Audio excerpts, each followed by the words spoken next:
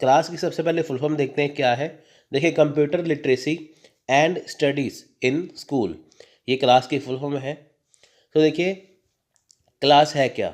In collaboration with central government and government of Maharashtra, a software and hardware development company based in Pune called global information India private limited is providing educational software to rural schools in Maharashtra India. तो देखिए, simple सी यहाँ पे बात है क्या। Class क्या है, class की फुल फॉर्म जैसे ऑलरेडी मैं आपको यहाँ पे बता चुका हूँ, computer literacy and studies in school. यहाँ पे देखिए है क्या, जो सेंट्रल गवर्नमेंट है हमारी और गवर्नमेंट ऑफ महाराष्ट्र। देखिए, गवर्नमेंट ऑफ महाराष्ट्र अभी है यहाँ पे उद्धव ठाकरे यहाँ पे सीएम है, लेकिन ये उन्होंने यहाँ पे कोलैबोरेट नहीं किया। इससे पहले जो देवेंद्र फडणवीस की सरकार थी, तो उन्होंने ये कोलैबोरेशन किया था सेंट्रल गवर्नमेंट से। तो आप ये बात ध्यान रखना, इस सरकार ने नहीं किया। ये जब देवेंद्र फडणवीस की सरकार थी, उसने कोलैबोरेशन किया था क्लास के लिए। तो ये उनकी पहल थी।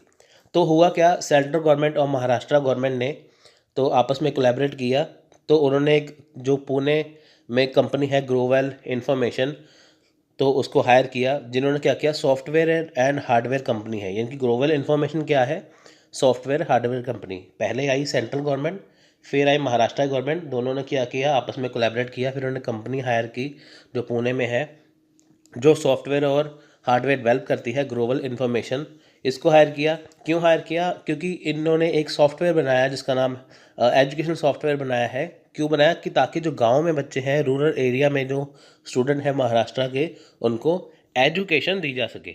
अब देखिए, आपको पता है कि आजकल ऑनलाइन का ज़माना है। बहुत सारे गांव ऐसे हैं, बहुत सारे विलेजेस ऐसे हैं, बहुत सारे रूरल एरिया ऐसे हैं जहाँ पे क्या है कि कोई फैसिलिटी नहीं है। तो महाराष्ट्र की गवर्नमेंट ने क्या किया, सेंट्रल गवर्नमेंट से टाई अप किया, कोलैबोरेट किया, फिर हार्डवेयर सॉफ्टवेयर बनाया ग्लोबल इन्फॉर्मेशन से। वहाँ से क्या किया कि एजुकेशन सॉफ्टवेयर बनाया कि ताकि गांव के बच्चों को एजुकेशन दी जा सके, वो भी समाज में आगे आ सकें। सो ग्लोबल्स गोल, ग्लोबल आप इसे याद रखना, क्योंकि मोस्ट इंपॉर्टेंट एग्जाम में क्वेश्चन पूछते हैं। सबसे पहले तो आपको इसका फुल फॉर्म आना चाहिए, फुल फॉर्म पूछेंगे आपसे। Globals goal is to contribute to implementing information technology. अब देखिए, यहाँ पे literacy programme through its education software. यहाँ पे क्या है कि जो ग्लोबल्स गोल है, यानी कि ग्लोबल इन्फॉर्मेशन जो कंपनी है, जो सॉफ्टवेयर हार्डवेयर बनाती है, इसका गोल क्या है कि इन्फॉर्मेशन टेक्नोलॉजी और आईटी के द्वारा लिटरेसी प्रोग्राम देना। यानी कि एक ऐसा एजुकेशन सॉफ्टवेयर उन्होंने तैयार किया है जिससे स्टूडेंट को पढ़ाई में कोई भी दिक्कत नहीं आएगी। thereby empowering children as well as rural dwellers with IT skill। यहाँ पे क्या है कि देखिए, जो चिल्ड्रन हैं, जो बच्चे हैं, जो गांव में रहते हैं, उनको क्या है, एक उनके लिए एक बढ़िया, जिसे हम कहते हैं ना, एक बढ़िया जैसे कदम है, एक उनको एक इससे क्या है, पुशअप मिलेगा, है ना, वो चीज़ उन्हें नई नई चीज़ें सीखने को मिलेंगी। Its ultimate aim to help bridge and digital divide. अब देखिए, यहाँ पे क्या है, डिजिटल डिवाइड का यहाँ पे मीनिंग है क्या।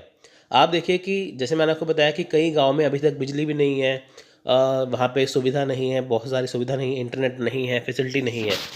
तो डिजिटल डिवाइड है। डिजिटल डिवाइड कैसे, जैसे गांव के बच्चे पीछे रह गए, उनको, जैसे आपको पता है आजकल ऑनलाइन का ज़माना है, वीडियोस का ज़माना है, जैसे है ना, यूट्यूब पे वीडियो देखते हैं, ऑनलाइन आप ई लाइब्रेरी में ई बुक्स को पढ़ते हैं, पीडीएफ पढ़ते हैं। लेकिन गांव में अभी भी क्या है कि वो इन चीज़ों के बारे में उन्हें पता नहीं है, टेक्नोलॉजी के बारे में।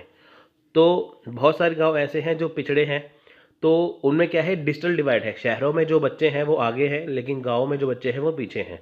दोनों को एक बराबर करने के लिए ये क्लास को स्टार्ट किया गया है, computer literacy and studies in school. क्योंकि देखिए, हर एक कोई जो इंडिया का जो नागरिक है, सिटीजन है ना, तो वो सभी एक समान है, सभी बराबर है। इसलिए उन्होंने ये पहल की है कि ताकि वो बच्चे भी आगे आ सके। So globals primary strategy for imparting IT involves producing and providing content in local language.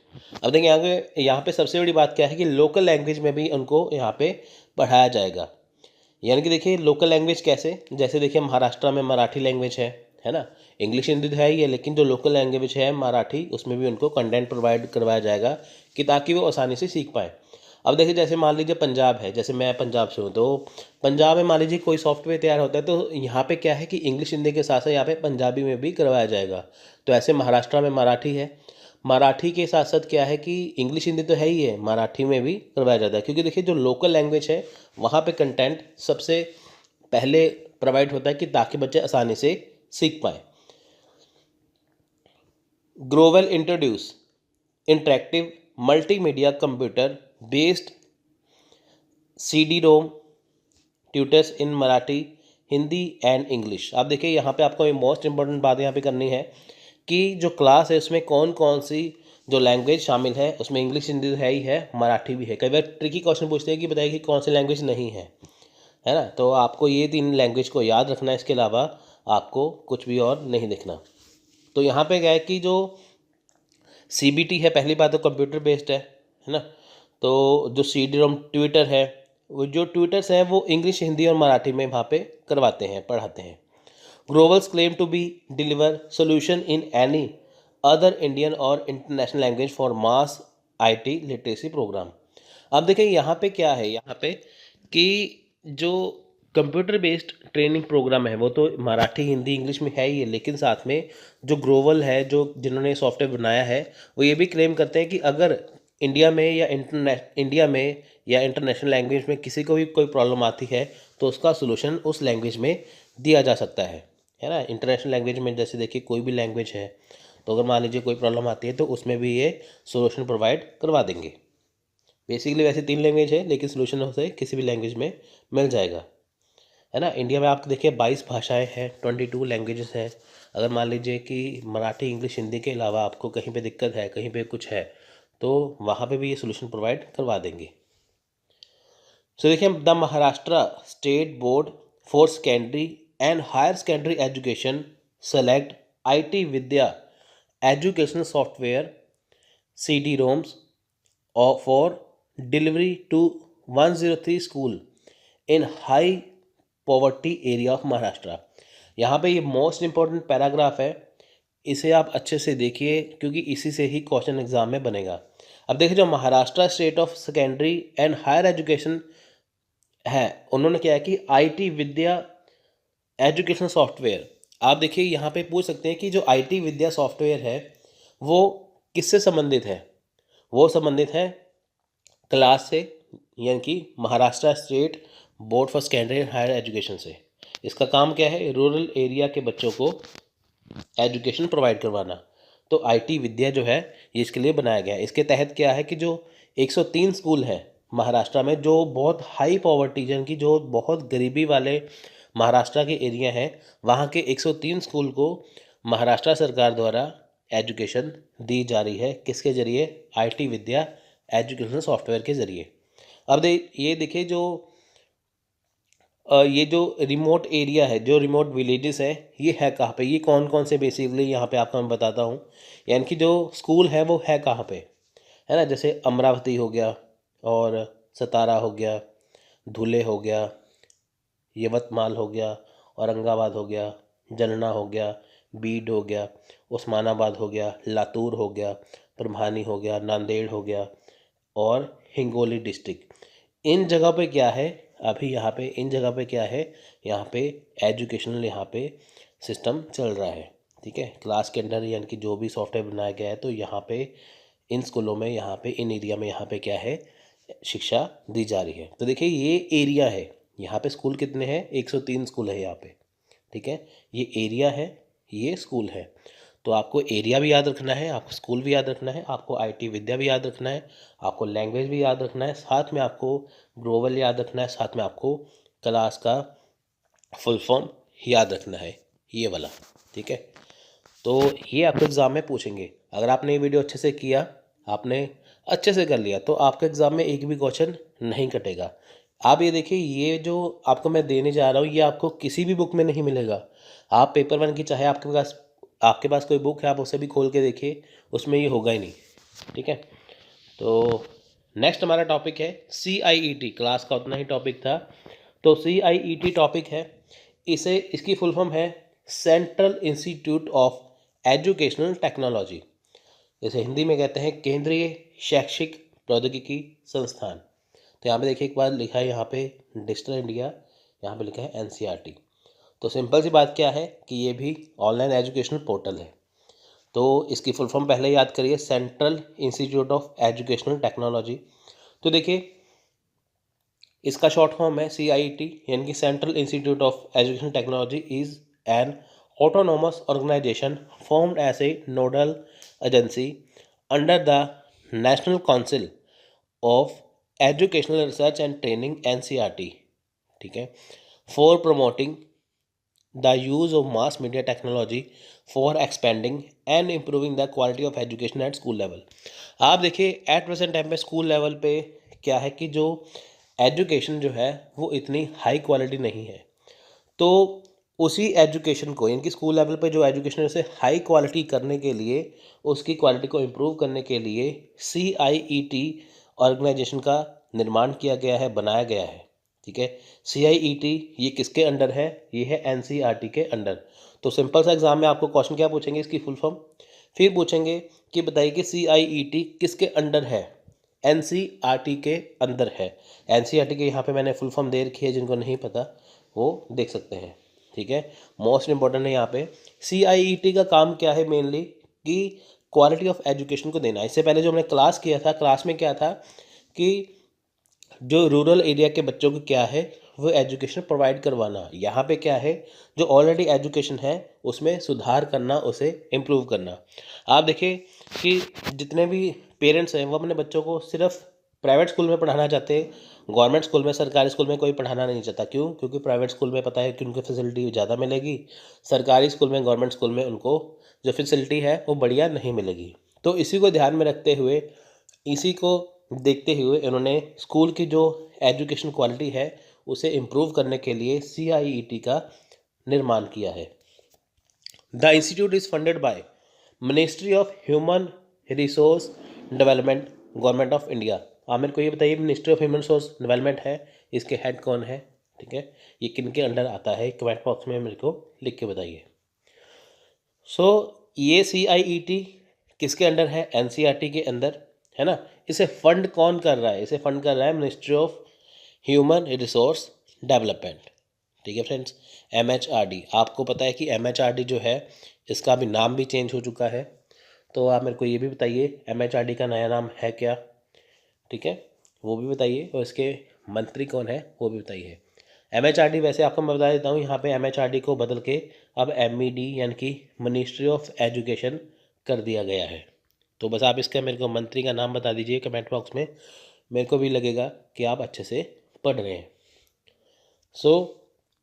उसके बाद देखिए ये आता है CIET NCERT के अंदर, और इसे फंड कौन कर रहा है? MHRD या ministry of education.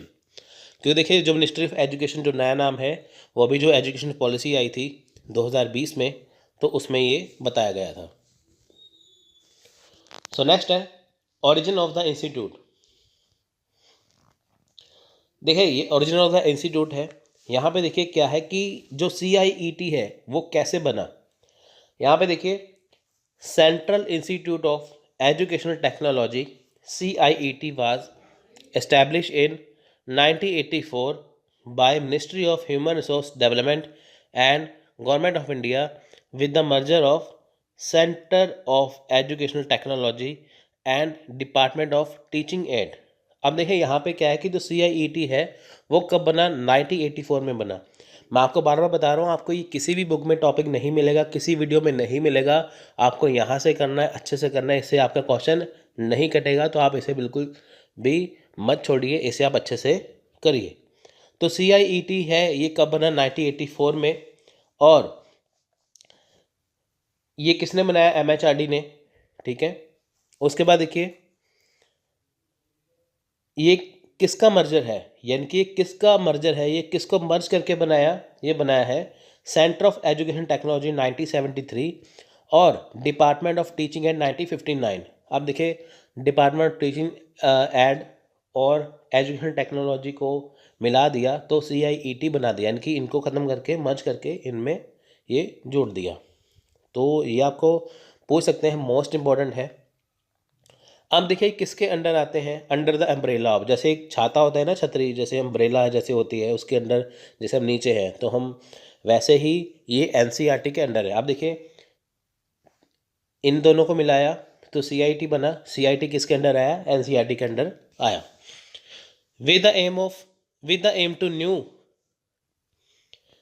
with the aim to make the new age technology in mass media available at the school level।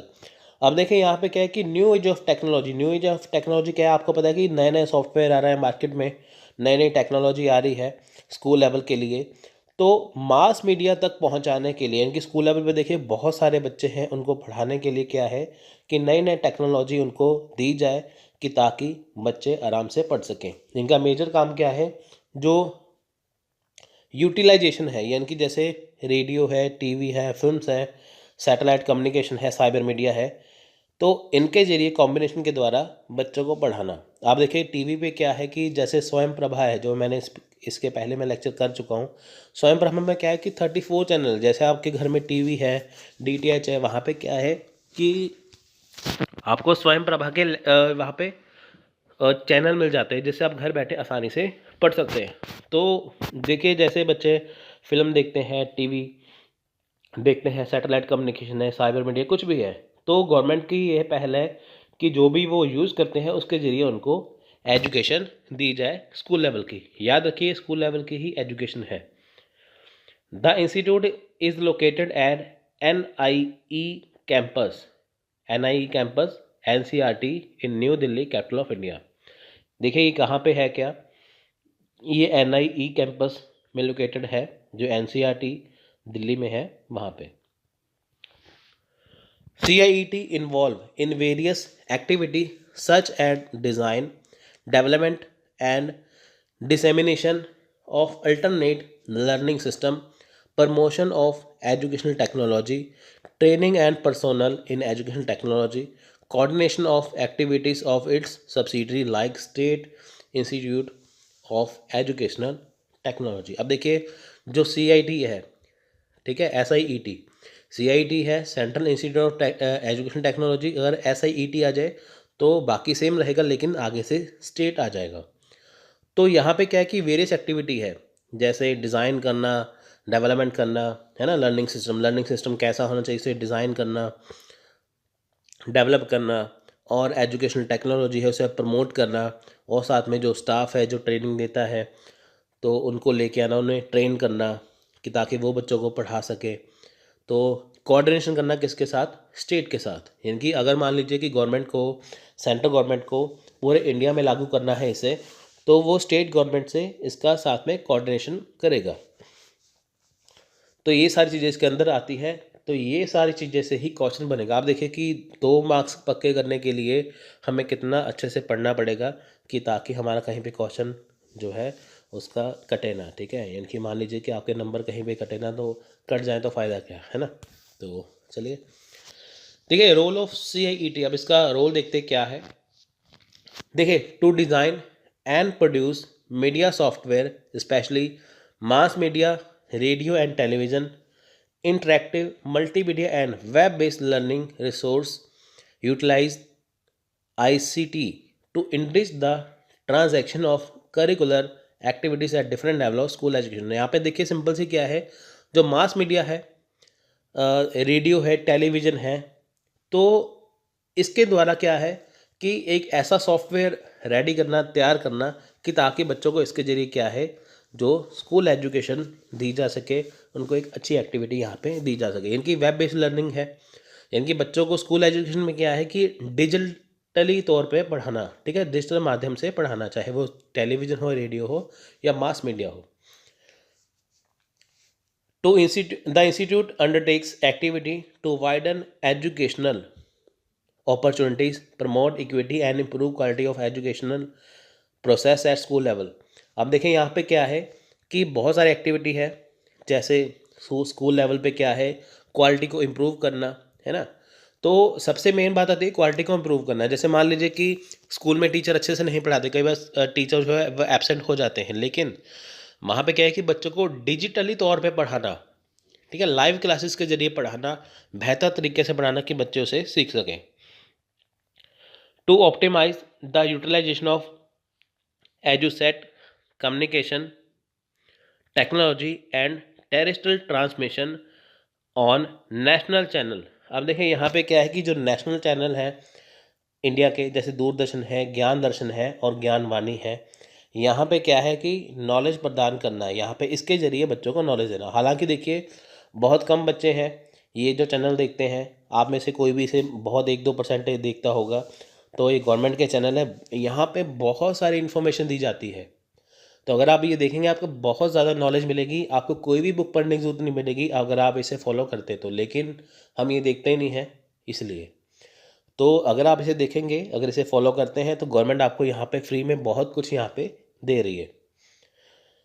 To explore and infuse the appropriate and critical use of interactive digital content, web based communication and participatory network. यहाँ पे क्या है कि जो यहाँ पे क्या है कि देखिए जो डिजिटल कंटेंट है वो कैसा है, उसे एक्सप्लोर करना, उसे क्रिटिकली यूज़ करना, देखना कि क्या चीज़ अच्छी क्या अच्छी है क्या बुरी है, उसे देखना कि सॉफ्टवेयर अच्छा है कि नहीं है ना। तो वेब बेस्ड कम्युनिकेशन कैसा है, पार्टिसिपेटरी नेटवर्क कैसे है, तो बढ़िया से बढ़िया चीज़ को यहाँ पे लेके आना। तो देखिए फंक्शन ऑफ CIET है क्या। अब देखिए यहाँ पे सिंपल सी बात आती है, फंक्शन क्या है CIET के। तो यहाँ पे देखिए to improve quality in education, देखिए यहाँ पे क्वालिटी की जो एजुकेशन की क्वालिटी है उसे इम्प्रूव करना। To design develop alternative learning system in the society, यानी कि देखिए जो पढ़ने का तरीका है, जैसे देखिए लर्निंग सिस्टम है, बुक से पढ़ते हैं, टीचर से पढ़ते हैं, लेकिन यहाँ पे क्या है कि अल्टरनेट तरीका बताना सोसाइटी को जिससे वो पढ़ सके। अल्टरनेट तरीका क्या है, टीवी के माध्यम से, रेडियो के माध्यम से, वीडियो लेक्चर के माध्यम से, है ना। तो ये सारी चीज़ें पढ़ना है, इनकी बुक्स तो आप पढ़ते ही हैं, वो पुराना सिस्टम है, लेकिन अल्टरनेटिव सिस्टम भी होना चाहिए ना साथ में। तो क्वालिटी को, एजुकेशन क्वालिटी को इम्प्रूव करना। Designing alternative learning system to deal with problem of education, education में जो भी प्रॉब्लम्स आती हैं उसे दूर करना। पहले क्वालिटी को इम्प्रूव करना, फिर सारी प्रॉब्लम्स को दूर करना।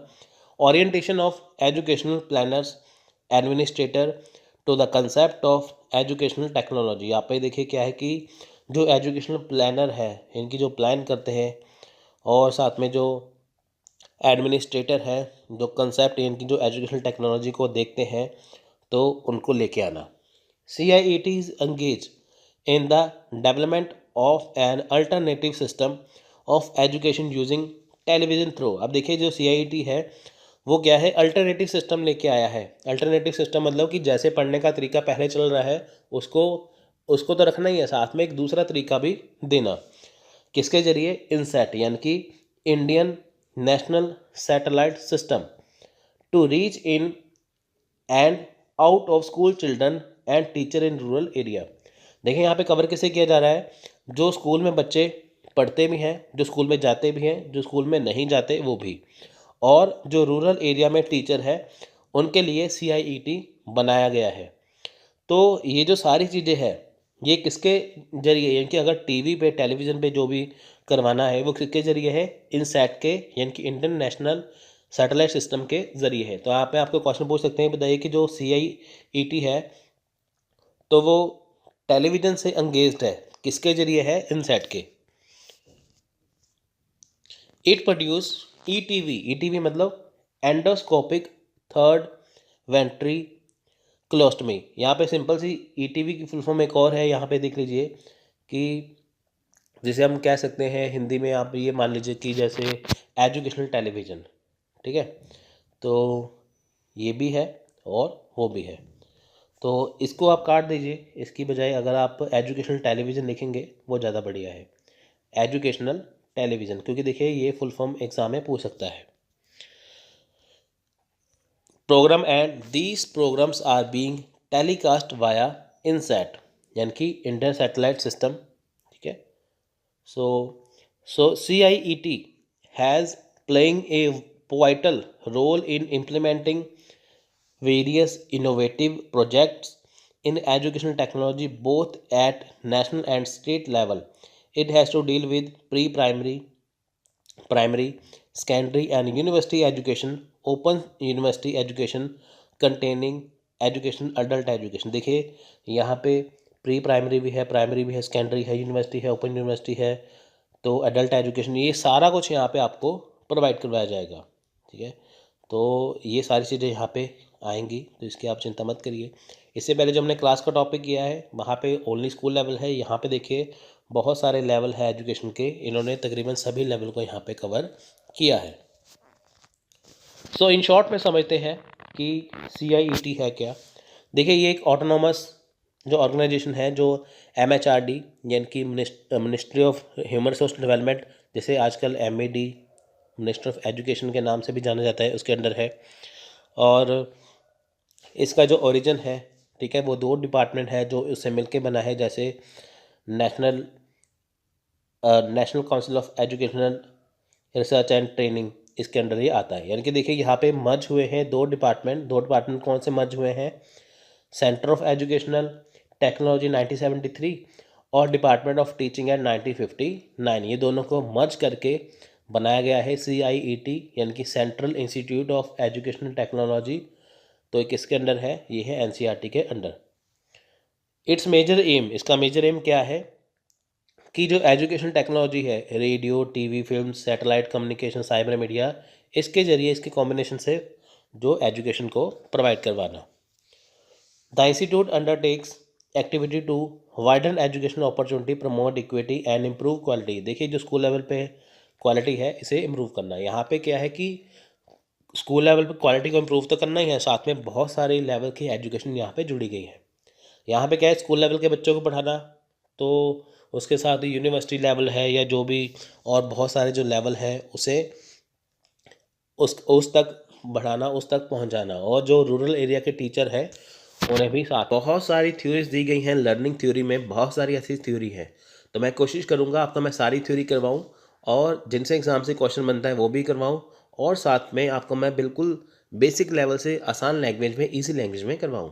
तो देखिए learning theories are conceptual frameworks describe how information is absorbed, processed and retained during learning. Cognitive, emotional and environmental, internal and external factors influence learner success as well as prior knowledge. तो ये सारी यहाँ पे आएगा, learning आएगा यहाँ पे, learning, ठीक है। यानी कि ये जो सारी चीज़ें हैं ये है क्या, देखिए सिंपल सी यहाँ पे बात क्या दी गई है कि लर्निंग थ्योरी होती क्या है। जब भी हम पढ़ते हैं, जब भी हम दिमाग, जैसे देखिए जो हमारा लर्निंग है, जो हमारा कोग्निटिव लेवल है, इमोशन लेवल है, ठीक है, इसके ऊपर देखिए कि बहुत सारे जैसे इन्वायरमेंटल फैक्टर है, चाहे वो इंटरनल हो चाहे एक्सटर्नल हो, उसका बहुत ज़्यादा इन्फ्लुएंस पड़ता है। तो इससे हमें पता चलता है कि हम कैसे पढ़ रहे हैं। देखिए अगर कोई टॉपिक हम पढ़ रहे हैं, उसके बारे में हमें पहले से नॉलेज हो, तो हम वही टॉपिक को दोबारा से पढ़ेंगे, तो उससे क्या होगा, हमें एक नई नॉलेज मिलेगी। तो इससे क्या होगा, हमें चीज़ें और ज़्यादा आसानी से समझ में आएंगी। तो ये है सिंपल सा part. All play a part in how understanding और वर्ल्ड व्यू इज एक्वायर्ड और change and knowledge and skill retain. अब देखिए सिंपल यहाँ पे क्या कहा गया है कि दुनिया में जो भी कुछ हो रहा है वो हमें कैसे पता चलेगा, वो हमें इसी से ही पता चलेगा कि वर्ल्ड को देखने का नज़रिया कैसे है, वर्ल्ड में जो कुछ हो रहा है उसकी नॉलेज हम कैसे एक्वायर करें, है ना। आप देखिए कि जैसे अभी दुनिया में क्या हो रहा है, अभी अमेरिका में क्या हो रहा है, हम जैसे इंडिया में रहते हैं, है ना, इंडिया में रहते हैं, अमेरिका में क्या हो रहा है कैसे पता चलेगा, न्यूज़ से। तो न्यूज़ को अगर हम अच्छे से देखेंगे, समझेंगे, पढ़ेंगे, तो हम पूरी वर्ल्ड को जान पाएंगे, है ना। तो ये क्या है, ये लर्निंग के अंदर ही आता है। जब तक हम पढ़ेंगे नहीं, हमें समझ नहीं आएगा। तो ये बेसिक था ये वाला। तो अब हम बात करते हैं मेन थ्योरीज के बारे में। तो देखिए पहला है बिहेवियरिज्म। बिहेवियरिज्म में देखिए इवान पेवलोव है, ठीक है, जिसका आगे हम पढ़ेंगे। तो ये मोस्ट इम्पोर्टेंट रोल यहाँ पे निभाते हैं। बिहेवियरिज्म होता क्या है, देखिए behaviorism is a view in which behavior can explain by external factor and behavioral conditioning can be used as a universal learning process. In behaviorism, the ideas of positive and negative enforcement are effective tools of learning and behavior modification as well as punishment and reward system. अब देखिए यहाँ पे behaviourism होता क्या है, देखिए simple सी बात है, बिहेवियरिज्म होता क्या है यहाँ पे। अब देखिए बिहेवियरिज्म में बहुत सारी चीज़ें आती हैं, देखिए ये पॉजिटिव भी होता है, ये नेगेटिव भी होता है ना। तो कई बार हमें अपने बिहेवियर से हमें पनिशमेंट मिलती है, कई बार हमें रिवॉर्ड भी मिलता है साथ में। तो आपको मैं दो चीज़ें यहाँ पे बताऊंगा, दोनों चीज़ों को आप ध्यान से समझिए। देखिए पहला है बिहेवियर। बिहेवियर का मतलब क्या है, तो देखिए वो सारी कंडीशन, कुछ ऐसी कंडीशन हमारे साथ जोड़ दी जाती हैं जिनसे हम बिहेव करते हैं। पहली कंडीशन में आपको मैं एग्जांपल दूंगा, इवान पेवलोव, जैसे आपको मैंने बताया था, आगे भी पढ़ेंगे इसका।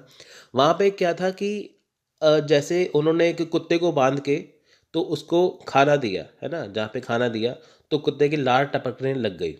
तो बाद में उन्होंने क्या किया कि जब अगले दिन खाना दिया, साथ में क्या किया कि खाने के साथ घंटी बजाई, पहले घंटी बजाई फिर उसके बाद खाना दिया। फिर ऐसे ही थोड़े दिन चला तो उन्होंने देखा कि जब घंटी बजती है तभी कुत्ते की लार टपकने लगती है, उसके बाद खाना उसे मिलता है।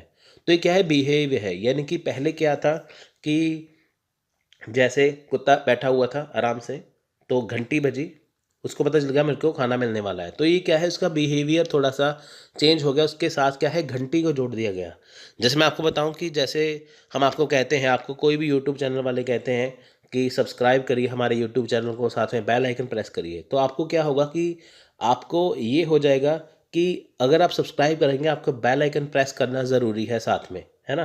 बेल आइकन साथ में प्रेस करना ज़रूरी है कि तभी आपको नोटिफिकेशन मिलेगी। ये क्या है, बेल आइकन आपके साथ जोड़ा गया है साथ में कि सब्सक्राइब करने के साथ बेल आइकन प्रेस करना ज़रूरी है। स्कूल में देखिए जैसे कि घंटी बजती है तो बच्चे क्या है, अपना टिफ़िन बॉक्स खोलने लगते हैं, है ना। तो उनको पता है कि जैसे ही घंटी बजेगी हमें टिफ़िन बॉक्स को खोलना है, क्योंकि हमारा लंच टाइम हो जाएगा, क्योंकि इससे क्या है, ये हमारा बिहेव है, हम जैसे बिहेव करते हैं।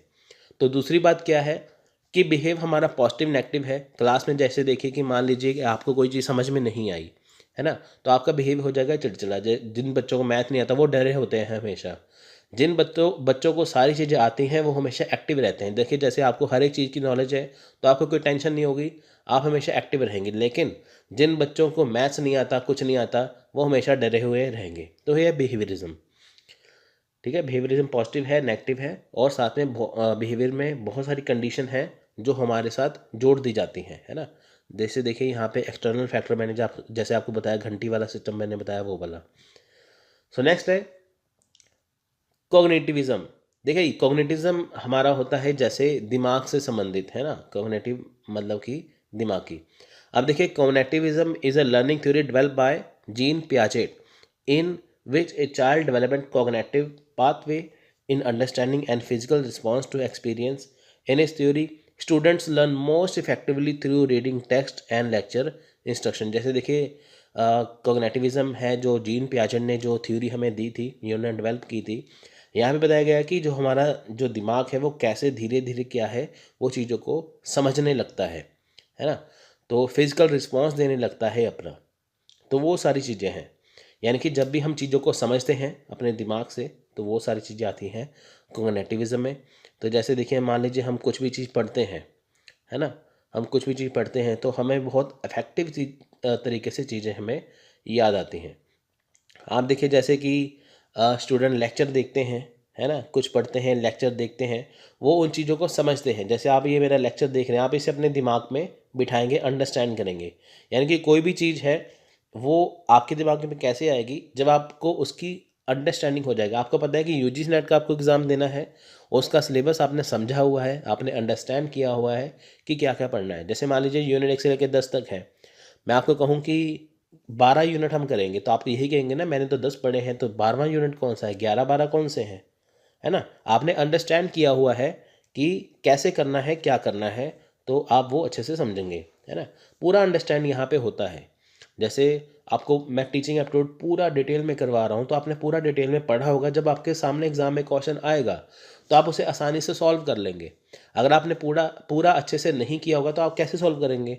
यानी कि आपने कॉग्निटिविज्म में क्या किया है, अंडरस्टैंड किया हुआ है कि टीचिंग एप्टीट्यूड होता क्या है, तो आप दिमाग लगा के सारे क्वेश्चन को आसानी से करेंगे। यानी कि ये किससे संबंधित है, दिमाग से।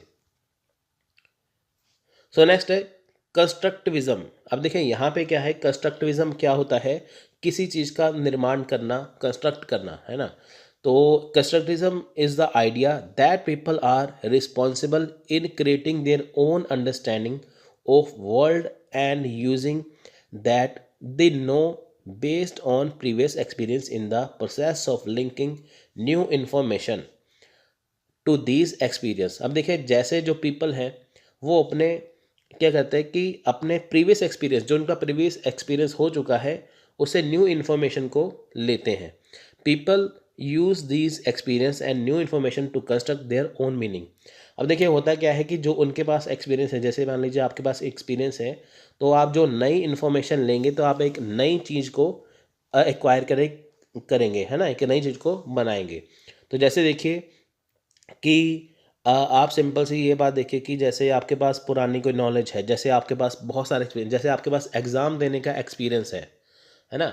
आपने पहली बार एग्ज़ाम दिया, आपको कुछ समझ नहीं आया, लेकिन आपने बस जब 2-3 बार एग्ज़ाम दे दिया तो आपको ये पता चल गया, आपने एक नई इन्फॉर्मेशन निकाली, आपको पता चल गया कि क्या इम्पोर्टेंट है, क्या इम्पोर्टेंट पढ़ना है, क्या इम्पोर्टेंट है, तो जिससे आप क्या है आसानी से कर सकते हैं। यानी कि जब आप नई इन्फॉर्मेशन को लिंक करते हैं, नई इन्फॉर्मेशन को लेते हैं अपने ओल्ड एक्सपीरियंस को यूज़ करके, तो वो क्या है, वो होता है कंस्ट्रक्टिविज्म। जैसे मान लीजिए कि आपने कोई चीज़ पढ़ी, आपको चीज़ मुश्किल लग रही है, लेकिन आप उसका क्या है एक शॉर्टकट बनाते हैं, एक शॉर्टकट बनाते हैं कि ताकि वो चीज़ आपको आसानी से आ जाए। तो वो क्या है, वो कनेक्टिविज्म है। यानी कि आप अपने एक्सपीरियंस से उस चीज़ को क्या है एक नई चीज़ बना रहे हैं, एक नई चीज़ कंस्ट्रक्ट कर रहे हैं। फॉर एग्जांपल आपको मैं एक और देता हूँ, जैसे मान लीजिए कि कुछ जैसे इंजीनियर हैं, जैसे वो सड़क बनाते हैं, पुल बनाते हैं, जैसे, है ना। तो होता क्या है, जो ब्रिज बनाते हैं तो वो क्या है, वो अपना पुराना एक्सपीरियंस यूज़ करते हैं, नई इन्फॉर्मेशन को करके वो एक पुल का निर्माण करते हैं, कंस्ट्रक्ट करते हैं। तो वैसे ही चीज़ें हैं, जैसे आपके अंदर आपके पास कोई बहुत सारा एक्सपीरियंस है, तो आपने उसी चीज़ के साथ क्या है कि नई इन्फॉर्मेशन को गेन किया, नई इन्फॉर्मेशन को आपने पुरानी इन्फॉर्मेशन के साथ क्या है, प्रीवियस इन्फॉर्मेशन के साथ क्या है, प्रीवियस एक्सपीरियंस के साथ आपने क्या है उसे लिंक किया और आपने एक नई चीज़ बनाई। आपको चीज़ मुश्किल लगी, लेकिन आपने ऐसी चीज़ की जिससे क्या हुआ, आपने शॉर्टकट में वो चीज़ आसानी से कर ली। तो वो क्या है, वो कंस्ट्रक्टिविज्म हो गया, आपने एक नई चीज़ का निर्माण कर लिया, है ना।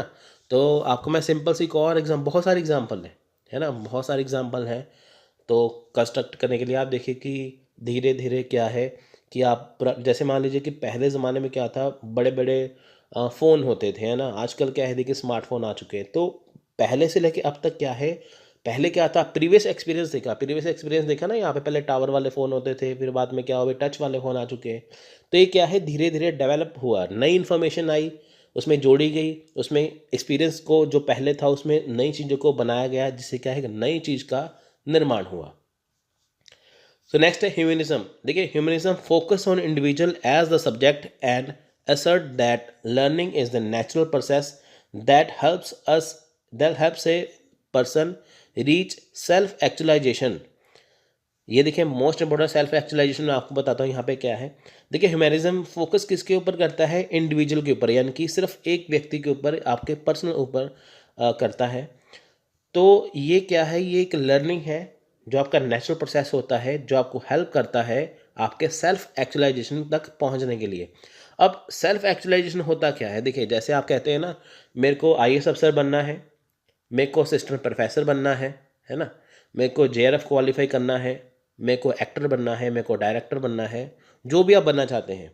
तो वो क्या है, सेल्फ एक्चुअलाइजेशन, जिसको आपको नीड है, आपको पता है कि मेरे को यूजीसी नेट क्वालिफाई करना है तो करना है, जेआरएफ करना है तो करना है, असिस्टेंट प्रोफेसर बनना है तो बनना है, पुलिस अफसर बनना है, एक्टर बनना है, आईएएस अफसर बनना है, वो आपका है सेल्फ एक्चुअलाइजेशन, जो आप खुद से बनना चाहते हैं।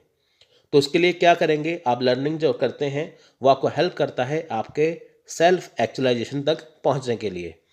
देखिए scenario and role modelling are important factors in humanistic learning as are experiences exploring and observing other. तो देखिए आप कैसे पहुंचते हैं। अब देखिए जैसे मान लीजिए आपका फ्रेंड है, उसने पहली बार में यूजीसी नेट क्वालिफाई किया, अब वो एक टीचर की पोस्ट पे लगा हुआ है किसी गवर्नमेंट कॉलेज में। आपका भी सेम टारगेट है, यूजीसी नेट क्वालिफाई करके किसी कॉलेज में जाके टीचर लगने के लिए। तो आपको क्या है, आपको उससे क्या है प्रेरणा मिलेगी, है ना। तो आपको उससे क्या है लर्निंग मिलेगा, तो आपको उससे मोटिवेशन मिलेगा। ऐसे आप देखेंगे कि मैं उसके साथ, मैं जैसे वो है वैसे मैं बनना चाहता हूँ, है ना। तो आप बिल्कुल वैसा बनना चाहते हैं, तो इससे क्या है, आपका जो एक्सपीरियंस है पेपर दे दे के, एग्ज़ाम दे दे के बढ़ेगा, है ना। तो आप दूसरों को ऑब्जर्व करेंगे कि उसने पहली बार में कैसे क्वालिफाई किया। आप देखिए, जैसे पहली बार में कोई बच्चे क्वालिफाई करते हैं या कुछ भी करते हैं, तो आप सबसे पहले देखते हैं उन्होंने कौन सी बुक्स पढ़ी हैं, कौन सी वीडियो देखें, कौन सा कोर्स करा है, कि ताकि वो भी आप फॉलो करें, उसी के साथ आपका भी क्वालिफाई हो जाए। तो आप दूसरों को ऑब्जर्व करते हैं अपने सेल्फ एक्चुअलाइजेशन के लिए, यानी कि जहाँ आपको रीच करना है, जहाँ पे आपको पहुँचना है, जो आपको बनना है, उसके लिए आप दूसरों को ऑब्जर्व करते हैं कि दूसरे कैसे पहुँचे हैं, सेम वैसे ही आप वहाँ पे पहुँचेंगे। तो उसे कहते हैं ह्यूमैनिज्म। सो नेक्स्ट है कनेक्टिविज्म। कनेक्टिविज्म क्या है, देखिए, connectivism is a really new learning theory develop and based upon the idea that people process information by forming connections. अब देखिए, कनेक्टिविज्म क्या है कि कनेक्शन करना आपस में, है ना, चीज़ों को कनेक्ट करना। This theory has developed with the digital and technology age adapting to advance this एरिनास।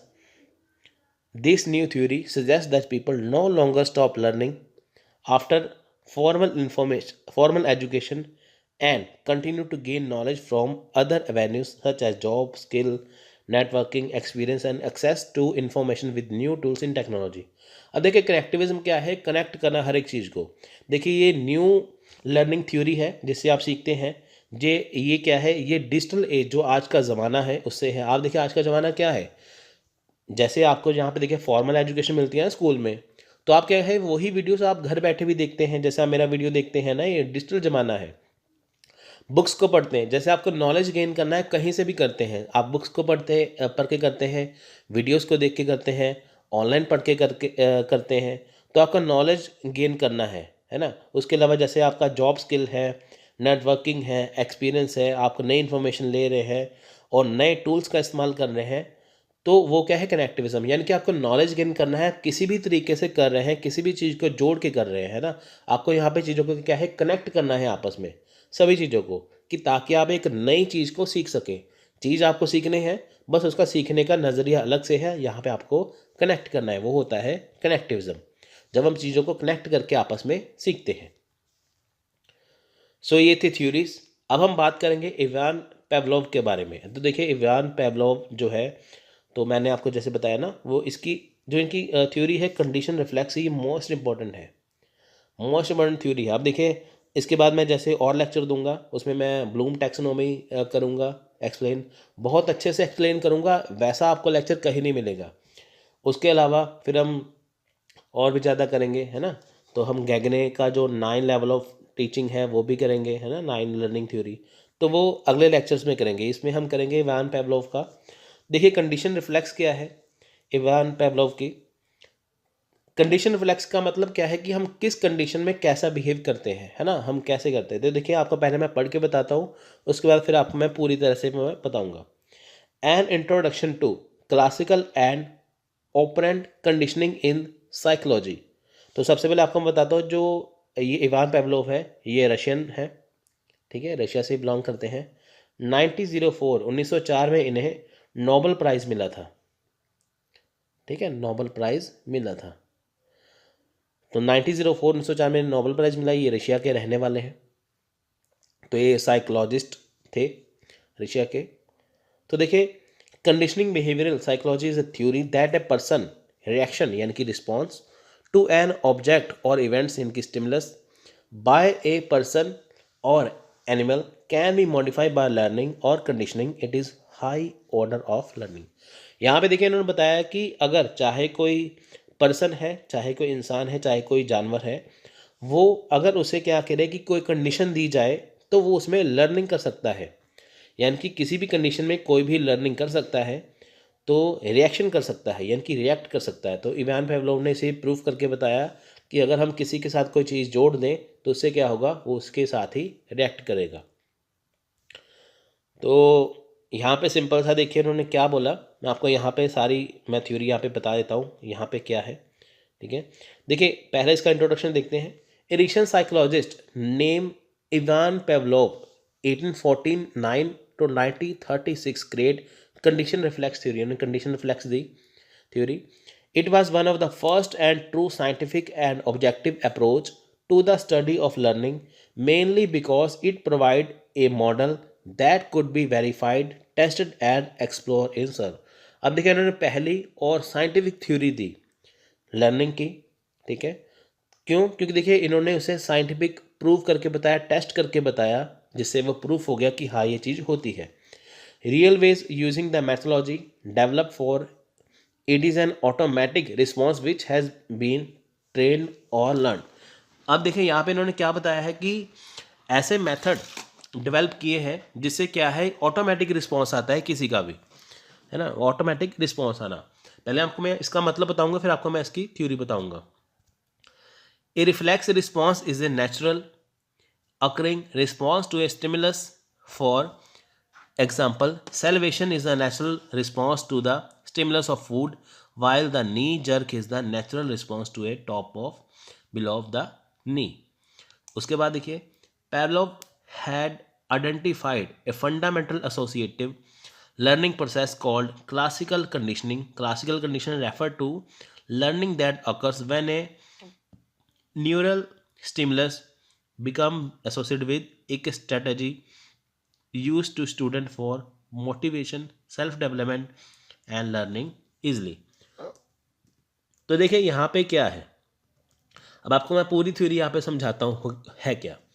तो देखिए यहाँ पे क्या था, मैंने आपको जैसे बताया ना कि क्या किया था, इवान पेवलोव ने ये प्रूव करके बताया कि अगर हम किस कंडीशन में हैं तो हमारा बिहेव कैसे होगा। जैसे मैंने आपको कुत्ते वाली बात बताई थी ना, कि यहाँ पे क्या किया इन्होंने, एक पिंजरा लिया, वहाँ पे कुत्ते को बांध दिया, है ना, या किसी चीज़ से कुत्ते को बांध दिया, उसे बांध दिया, उसके सामने पहले दिन खाना रखा गया, है ना, जैसे आप इसमें देख सकते हैं, उसमें खाना दिया गया उसे।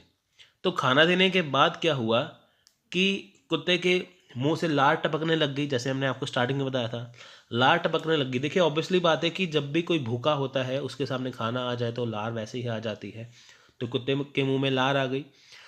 उसके बाद क्या किया, अगले दिन तो जैसे उन्होंने खाना देने से पहले घंटी बजाई, उसके बाद खाना दिया, तो फिर कुत्ते के मुंह से लार आई।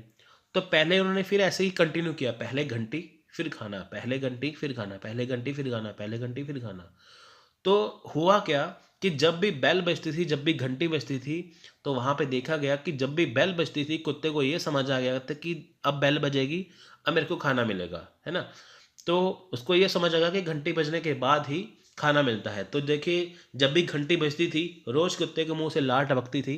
पहले क्या था, खाने को देख के लार टपकती थी, लेकिन अभी क्या था कि बेल को सुनने के साथ ही उसकी लार टपकने लग गई। थोड़े दिन ऐसे चला, उसके बाद क्या हुआ, एक दिन क्या हुआ कि ओनली बेल बजी, घंटी बजी, लेकिन खाना नहीं दिया गया। फिर भी बेल बजने के साथ कुत्ते के मुंह से लार टपकने लग गई। तो हुआ क्या, कुत्ते को आदत पड़ चुकी थी कि जब भी बेल बजेगी तो क्या होगा कि उसे खाना मिलेगा, है ना। तो हुआ ऐसे ही सेम, जब भी बेल बजी उसकी लार टपकी, लेकिन एंड में उसे खाना नहीं मिला। तो इससे ये प्रूफ किया इवान पेवलोव ने कि हमें इस कंडीशन में, किस कंडीशन में कैसे बिहेव करना है। अब देखिए हमारे साथ क्या है, घंटी को जोड़ा गया, है ना। तो कुत्ते के साथ क्या है, घंटी को जोड़ा गया, कुत्ते के साथ घंटी को जोड़ दिया, तो उसे क्या है, उसका बिहेव चेंज हो गया, उसको पता चलने लग गया कि हाँ ये चीज़ होगा तो मैं ये चीज़ करूँगा। तो जैसे ही मैंने आपको बहुत सारे एग्जाम्पल दिए, है ना। तो आपको किसी चीज़ के साथ बांध दिया जाता है, आपको किसी के साथ जोड़ दिया जाता है ना। आपको ये होता है कि हाँ आपको यही चीज़ करनी है तो आपकी चीज़ होगी, है ना। जैसे आपको पता है कि आपको यूट्यूब चैनल पे वीडियो देखनी है, जैसे आपको मेरी वीडियो देखनी है, किसी और की वीडियो देखनी है, आपको बेल आइकन प्रेस करना ज़रूरी है ना, उसके साथ सब्सक्राइब के साथ। तो वो आपके साथ चीज़ जुड़ी हुई है, अगर आप वो नहीं करेंगे तो वो नहीं हो पाएगा, है ना। इसलिए तो इसी से क्या है कि जब हम किसी कंडीशन में होते हैं, हमारे साथ कोई चीज़ जोड़ी जाती है, तो हमारा बिहेवियर क्या है, वो चेंज होने लगता है। तो इससे क्या है कि उसे कहते हैं बिहेवियरिज्म, या उसे इवान पेवलोव ने प्रूव किया है कि जब भी हम जिस कंडीशन में हैं, अगर हमारे साथ कोई चीज़ जोड़ी जाए तो हम उस चीज़ के बजाय जो हमारे साथ जोड़ी जाती है उसके साथ क्या है, हम रिस्पॉन्स देते हैं, है ना। वो चीज़ यहाँ पे यही कुत्ते वाली एग्जांपल दी हुई थी, ठीक है। यहाँ पे क्या था कि ये सारी चीज़ वही है, क्योंकि देखिए यहाँ पे क्या था, स्ट्रैटेजी जो अपनाते हैं वो मोटिवेशन के लिए होती है, सेल्फ डेवलपमेंट के लिए होती है और इजी लर्निंग के लिए होती है। जब भी हम इजी लर्निंग करते हैं तो ये सारी चीज़ें हम करते हैं। तो ये सबसे बड़ा साइंटिफिक प्रूफ था कि जब भी हमारे साथ कोई चीज़ जोड़ी जाती है तो हम तुरंत उसका रिस्पॉन्स करते हैं। तो फ्रेंड्स ये था 9 लेवल ऑफ लर्निंग क्या है। आपको मैं बेसिक यहाँ पे बताता हूँ कि गैगने ने जो ये 9 लेवल ऑफ लर्निंग दिया है ये है क्या। ये क्या है, ये क्लासरूम मैनेजमेंट का तरीका है, यानी कि जब टीचर क्लास में जाते हैं, है ना, वो कैसे क्या करते हैं उसके बारे में है। ठीक है, ये गैगने के 9 लेवल ऑफ लर्निंग है, इसको हम आगे एक्सप्लेन करेंगे अच्छे से। सो देखिए, ये क्लासरूम मैनेजमेंट का तरीका है। इन्होंने बताया है कि टीचर क्लास में कैसे जाएंगे, कैसे बच्चों को पढ़ाएंगे, कैसे अटेंशन गेन करेंगे उनसे, कैसे अपनी नॉलेज शेयर करेंगे, कैसे उनको पढ़ाएंगे, कैसे उनका फीडबैक लेंगे, कैसे उनको ये समझाएंगे। यानी कि एक टीचर का क्लास में जाना, बच्चों को पढ़ाना, बच्चों को समझाना, उनसे फीडबैक लेना, ये सारा क्लासरूम मैनेजमेंट का जो प्रोसेस है ये दिया है गैगने ने 9 लेवल्स ऑफ लर्निंग में। गैगने का नाम है रॉबर्ट गैगने। तो ये मोस्ट इम्पॉर्टेंट है, बहुत सारे क्वेश्चन इसमें से आए हैं, प्रीवियस ईयर के क्वेश्चन में से आप देख सकते हैं, तो इसीलिए ये टॉपिक करना ज़रूरी है। आप देखिए सिलेबस में बहुत सारे ऐसे हिडन टॉपिक हैं जिनसे एग्ज़ाम से क्वेश्चन आता है लेकिन आपके सिलेबस में मेंशन नहीं है, तो हम आपको जो भी करवाएंगे बस आपको उसे ही करना है, उसी से क्वेश्चन निकलेगा। तो देखिए क्लासरूम मैनेजमेंट, जैसे मैंने आपको बताया कि रॉबर्ट गैगने ने 9 इवेंट्स का इंस्ट्रक्शन दिया है। तो देखिए क्या है, gain attention, inform learners of the objectives, stimulate recall of prior knowledge, present the stimulus, provide learning guidance, elicit performance, provide feedback, assess performance, enhance retention and transfer। अभी हमने ये पढ़ा, इसे आगे हम एक्सप्लेन करते हैं ये है क्या। तो देखिए, it is also known as Robert Gagne 9 condition of learning. तो देखिए इसे 9 कंडीशन ऑफ लर्निंग भी कहते हैं। गैगने 9 इवेंट्स ऑफ इंस्ट्रक्शन और गैगने टैक्सोनॉमी ऑफ लर्निंग, इसे गैगने टैक्सोनॉमी भी कहते हैं। देखिए टैक्सोनॉमी का मतलब होता है क्लासिफिकेशन। ठीक है, टैक्सोनॉमी का मतलब होता है क्लासिफिकेशन, है ना, क्लासिफिकेशन को कहते हैं टैक्सोनॉमी। जब भी वो जैसे लर्निंग की जो क्लासिफिकेशन देते हैं तो उसे बोलते हैं टैक्सोनॉमी। तो Robert गैगने in his book The Condition of Learning identified the following mental condition essential for effective learning। अब देखिए यहाँ पे रॉबर्ट गैगने ने वो कंडीशन बताई है हमारे दिमाग की, तो जिससे हम इफेक्टिव लर्निंग कर सकते हैं। इफेक्टिव लर्निंग का यहाँ पे क्या मतलब है, देखिए हर एक वर्ड का डीप मीनिंग होता है। इफेक्टिव लर्निंग होता है कि एक होता है लर्निंग, एक होता है इफेक्टिव लर्निंग। लर्निंग में हम कुछ भी सीखते हैं, कुछ भी पढ़ते हैं, लेकिन इफेक्टिव क्या है, हम प्रभावी तरीके से, अच्छे तरीके से जो चीज़ को पढ़ते हैं। आपने मान लीजिए पेपर 1 पढ़ा, आपने सिर्फ लर्निंग किया, एग्ज़ाम में आपको कुछ नहीं आया, लेकिन आपने उसे अच्छे से गहराई से पढ़ा, बिल्कुल गहराई से पढ़ा, तो क्या है वो इफेक्टिव लर्निंग बना, आपके सारे क्वेश्चन निकले, आपको डीप नॉलेज हो गई। तो देखिए पहला है रिसेप्शन। देखिए जो हमने यहाँ पे किया है ना, ये 9 वाला, ये सेम वही है, लेकिन इसको मैं यहाँ पे थोड़ा सा एक्सप्लेन कर रहा हूँ, थोड़ा सा एक्सप्लोर कर रहा हूँ किताब के, आपको समझ में आए। तो देखिए यहाँ पे क्या है, रिसेप्शन। अब देखिए गेन अटेंशन को इन्होंने रिसेप्शन का नाम दिया यहाँ पे। अब देखिए reception, gain attention of students, voice modulation, gesture, short introductory video, handouts etcetera can be use for this purpose. अब देखें यहाँ पे पहला स्टेप क्या है, गैगने के अकॉर्डिंग पहला स्टेप क्या है कि स्टूडेंट का गेन अटेंशन करना। जब टीचर क्लास में जाते हैं सबसे पहले क्या करते हैं कि स्टूडेंट का अटेंशन गेन करते हैं। अब देखिए जैसे क्लास में टीचर गए, सबसे पहले क्या है, उनको स्टूडेंट का अटेंशन अपने और खींचना होगा। तो इसमें सबसे पहले स्टूडेंट का जो क्या है, अटेंशन अपनी तरफ रिसीव करना होगा। ठीक है, तो उसमें क्या है वो कर सकते हैं, वॉइस मॉड्यूलेशन बोल के कह सकते हैं, और जेस्टर हाथों के इशारों से कर सकते हैं, शॉर्ट इंट्रोडक्टरी वीडियो वो वीडियो के ज़रिए कर सकते हैं, हैंड आउट्स, ठीक है, हैंड के ज़रिए कर सकते हैं। तो ये सारी चीज़ें क्या है, हम कहते हैं ना जैसे क्लास में जैसे क्लास में जाके कहते हैं, जैसे टीचर क्लास में खड़े हुए तो बच्चे देखते ही चुप हो जाते हैं सारे, है ना, तो अटेंशन आ जाता है एकदम उनको। या टीचर बोल के कहते हैं, है ना, कि आज हम ये पढ़ेंगे, या कुछ भी स्टार्टिंग में कहते हैं, तो ये पहला काम क्या है, स्टूडेंट का अटेंशन गेन करना। अगर अटेंशन नहीं होगा स्टूडेंट क्लास में तो कैसे पढ़ेंगे, है ना। तो दूसरा है एक्सपेक्टेंसी। एक्सपेक्टेंसी क्या है, देखिए, inform them about the objectives of what they are about to learn so that interest will be develop. अब देखिए यहाँ पे क्या है, स्टूडेंट को बताना, क्या बताना कि वो जो पढ़ने वाले हैं आज, वो क्या पढ़ने वाले हैं, क्यों पढ़ने वाले हैं। मैंने आपको देखिए स्टार्टिंग वाली वीडियो से बताया था कि जब भी आप किसी टॉपिक को पढ़ते हैं, है ना, तो आपको ये सोचना चाहिए, ये समझना चाहिए कि हम ये क्यों पढ़ते हैं। जैसे मैंने देखिए पेपर वन का वीडियो दिया, मैंने उसमें बताया कि पेपर वन क्यों पढ़ते हैं। हिस्ट्री का वीडियो दिया, पॉलिटिकल साइंस का वीडियो दिया, मैंने वहाँ पे क्या बताया कि हम ये क्यों पढ़ते हैं। मैंने हिस्ट्री का बेसिक दे दिया, पॉलिटिकल साइंस का बेसिक दे दिया, पेपर वन का बेसिक दे दिया कि हम जो चीज़ पढ़ने जा रहे हैं वो क्यों पढ़ते हैं। जब भी देखिए ऐसा होता है कि जब भी हम कोई चीज़ पढ़ते हैं वो क्यों पढ़ते हैं, क्या कारण है, क्या हमें फ़ायदा होगा उससे, क्या ऑब्जेक्टिव्स है हमारे, हमें वो समझना ज़रूरी है। आपने कभी ये देखा नहीं होगा, कई स्टूडेंट्स पे गौर नहीं करते, लेकिन ये स्टूडेंट को गौर करना ज़रूरी है। पेपर वन हम क्यों करते हैं, टीचिंग एप्टीट्यूड हम क्यों पढ़ते हैं, जैसे हम ये लेक्चर कर रहे हैं क्यों कर रहे हैं, क्योंकि इससे एग्जाम से क्वेश्चन आएगा। पेपर वन हम क्यों करते हैं, क्योंकि देखिए उसमें से क्या है हमें ज़रूरी है, हमें पता होना चाहिए कि टीचर का काम क्या होता है, रिसर्च का काम क्या होता है, कॉम्प्रिहेंशन क्यों ज़रूरी है, मैथ्स क्यों ज़रूरी है, डाटा इंटरप्रिटेशन क्यों ज़रूरी है ना, साथ में हायर एजुकेशन क्यों ज़रूरी है, आईसीटी क्यों ज़रूरी है। ये सारी चीज़ें आपको पता होनी चाहिए, आपका सिलेबस क्यों सेट किया गया है। तो ऐसा ही सेम है कि क्लास में जब टीचर बच्चों को पढ़ाते हैं वो बताते हैं कि जो पढ़ने जा रहे हैं उसका ऑब्जेक्टिव क्या है। क्यों बताते हैं कि ताकि बच्चों में जो इंटरेस्ट क्रिएट हो सके। अब देखिए टीचर क्लास में आते पढ़ाना शुरू कर दिया है ना, तो उनको स्टूडेंट को मज़ा ही नहीं आएगा। जैसे आप कोई मूवी देखते हैं, सबसे पहले आपको उसका ट्रेलर दिखाया जाता है, आपको बताया जाता है कि मूवी कैसे होने वाली है। तो ट्रेलर से आप जज करते हैं कि हाँ ये मेरे को मूवी देखनी है। ट्रेलर बेकार होगा तो आप कहेंगे नहीं मेरे को नहीं देखनी, अच्छा होगा तो आप कहेंगे मेरे को देखनी है। तो ऐसा ही क्लास में होता है कि जब भी आपको पढ़ाने से पहले टीचर आपको बताते हैं कि आज हम ये पढ़ने वाले हैं, थोड़ा सा इंटरेस्ट क्रिएट करते हैं, तो इससे क्या है स्टूडेंट के अंदर इंटरेस्ट डेवलप होता है। जब भी टीचर क्लास में पढ़ाते हैं तो बच्चे क्या है ध्यान से सुनते हैं, ध्यान से समझते हैं।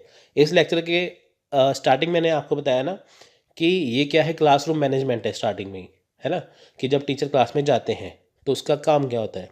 तो ये क्या इंट्रोडक्शन हो गया कि हम इसमें यही पढ़ने वाले हैं। पहला है अटेंशन गेन करना, दूसरा है बच्चों को बताना कि आज क्या पढ़ने वाले हैं, क्यों पढ़ने वाले हैं, ताकि उनमें इंटरेस्ट क्रिएट हो सके। तीसरा है रिट्राइवल। रिट्राइवल मतलब relate the new information with their prior knowledge. अब देखिए स्टूडेंट्स को क्या है, यहाँ पे न्यू इन्फॉर्मेशन दी जाती है प्रायर नॉलेज से। फॉर एग्जांपल यहाँ पे देखिए कि स्टूडेंट को यहाँ पे अभी तक 10 तक टेबल करवाया गया है, लेकिन टीचर ने आज 11th का टेबल स्टार्ट किया, 12 का टेबल स्टार्ट किया। तो देखिए उनको प्रायर नॉलेज थी कि 10 तक टेबल कैसे करना है। उसके बाद 11-12 का टेबल उनके लिए हालांकि नया है, लेकिन यहाँ पे क्या है कि नया होने के साथ साथ क्या है, उनको प्रायर नॉलेज है कि टेबल कैसे लिखते हैं, कैसे बनता है, तो वो भी ये आसानी से कर लेंगे, है ना। यानी कि जो भी चीज़ उनको न्यू इन्फॉर्मेशन देना है, जो भी न्यू इन्फॉर्मेशन उसको देनी है, तो वो प्रायर नॉलेज से क्या है इंक्लूड है। जैसे फॉर एग्जांपल आपको मैं यहाँ पे मैंने देखिए यहाँ पे आपको मैं लेक्चर दे रहा हूँ, इससे पहले मैंने इवान पेवलोव का किया, अभी मैं गैगने का कर रहा हूँ, है ना। तो आपको क्या है प्रायर नॉलेज है पहले टीचिंग एप्टीट्यूड की, कि आपने वो पहले पढ़ा है, तो उसी से रिलेटेड ये है। तो आपको पता है कि टीचिंग एप्टीट्यूड के अंदर ही आएगा, इसीलिए आप इसे आसानी से समझेंगे। तो तीसरे में क्या है, नॉलेज को देना। पहले में क्या था, टेंशन गेन किया, फिर बताया कि आज हम क्या पढ़ेंगे, फिर वो इन्फॉर्मेशन दी जो उनको पहले से थोड़ी सी पता है, उससे आगे थोड़ा सा दिखाया। Selective perception present the new information in an effective and easy to understand manner using different method and it's depending on the needs and level of student। अब देखिए यहाँ पे क्या है कि न्यू इन्फॉर्मेशन देना इफेक्टिव तरीके से, कैसे देना कि ताकि बच्चे उसे आसानी से समझ पाए। देखिए डिफरेंट डिफरेंट टाइप के क्या है मेथड को यूज़ करना, डिफरेंट डिफरेंट टाइप के क्या है यहाँ पे एड्स। एड्स मतलब होता है कि टीचिंग सपोर्ट सिस्टम, जैसे ब्लैक बोर्ड, वीडियो, है ना, प्रोजेक्टर, स्मार्ट बोर्ड। ये क्या है कि टीचिंग के तरीके। यहाँ पे देखा जाता है कि स्टूडेंट को कितनी नीड है, स्टूडेंट का लेवल हाई है, लो है। कोई स्टूडेंट होते हैं बिल्कुल लो लेवल के, उनको पता ही कुछ नहीं होता, कि फिर क्या करते हैं टीचर उसको बिल्कुल बेसिक से समझाते हैं, है ना, बिल्कुल बेसिक से समझाते हैं। उसके बाद क्या है कि जिन बच्चों को पता होता है कि हाँ ये चीज़ है क्या, तो टीचर को इतनी ज़्यादा मेहनत नहीं करनी पड़ती। जैसे फॉर एग्जांपल आप में से बहुत सारे बच्चे पहली बार एग्ज़ाम देंगे यूजीसी नेट का, उनको यूजीसी नेट के बारे में पता नहीं है कि वो होता क्या है, टीचिंग एप्टीट्यूड होता क्या है, तो उनको ये चीज़ें थोड़ी सी देर में समझ आएगी। इसलिए टीचर का काम क्या है, मेरा काम क्या है, आपको मैं बिल्कुल बेसिक से करवाऊँ कि ताकि आपको समझ में आए। टीचर का हमेशा यही काम होता है कि जब भी वो न्यू इन्फॉर्मेशन देते हैं तो वो डिफरेंट डिफरेंट टाइप के मेथड यूज़ करें, डिफरेंट डिफरेंट टाइप के सपोर्ट सिस्टम एड्स यूज़ करें कि ताकि बच्चों को आसानी से समझ में आए जो वो पढ़ाने जा रहे हैं, जो वो न्यू इन्फॉर्मेशन देने जा रहे हैं। देखिए ये टॉपिक नया है, इससे पहले कई बच्चों ने टॉपिक नहीं पढ़ा होगा, है ना? तो उनके लिए न्यू इन्फॉर्मेशन है, लेकिन आपको मैं ईजिली तरीके से बता रहा हूँ तो आपको वो जल्दी से समझ में आएगा। तो यहाँ पे स्टूडेंट का लेवल देखा जाता है कि उन्होंने पहले पढ़ा है या नहीं पढ़ा। बहुत सारे बच्चों ने टॉपिक पहले पढ़ा होगा, बहुत सारे बच्चों ने टॉपिक पहले नहीं पढ़ा होगा। जिन्होंने नहीं पहले पढ़ा उनके लिए थोड़ा सा मुश्किल है, जिन्होंने पढ़ा हुआ है उनको आसानी से याद आ जाएगा, है ना? तो ये होता है इसका पर्पस। पहले अटेंशन गेन किया, फिर उसमें ऑब्जेक्टिव बताया इंटरेस्ट क्रिएट करने के लिए, फिर प्रो नॉलेज के साथ पढ़ाया, उसके बाद जो भी चीज़ पढ़ाई इफेक्टिव तरीके से पढ़ाई और इजी टू अंडरस्टैंड तरीके से पढ़ाई कि ताकि बच्चों को आसानी से समझ में आए। सो नेक्स्ट देखें यहाँ पे सीमेंटिंग इनकोडिंग। सीमेंटिंग इनकोडिंग क्या है?